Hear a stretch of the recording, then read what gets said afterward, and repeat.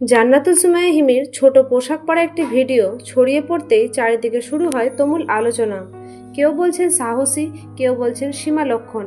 আর এই ভিডিও ঘিরেই অবশেষে মুখ খুললেন ঢালিউডের সুপারস্টার সাকিব খান। সাকিব খান এক সাক্ষাৎকারে বলেন, শিল্পী মানেই সম্মান, কিন্তু সেই সম্মান যেন নিজেই প্রশ্নবিদ্ধ না হয় সেটা বোঝা জরুরি। আজকাল কিছু ভিডিও দেখে মন খারাপ হয়ে যায়। এই বক্তব্যকে ঘিরে নেটিজেনরা বলছেন, এই তো এবার স্পষ্ট বোঝা গেল সাকিব খান আসলে কাকে ইঙ্গিত করছেন। অনেকে বলছেন, হিমির মতো প্রতিভাবান একজন অভিনেত্রী কেন এমন ভিডিও বানাবেন। আবার কেউ বলছেন, এসব পরিকল্পিত ভাইরাল কৌশল। তবে সাকিব খানের এই মন্তব্য বোঝাই যাচ্ছে তিনি খুবই বিরক্ত। বিশেষ করে ছোট পোশাক এবং সাহসী কন্টেন্ট নিয়ে তিনি একেবারে স্তব্ধিতে নেই। আপনার কি মনে হয়, সাকিব খান হিমিকে টার্গেট করছেন, নাকি এটা শুধুই কাকতালীয়? নিচে কমেন্টে জানার আপনার মতামত। ধন্যবাদ।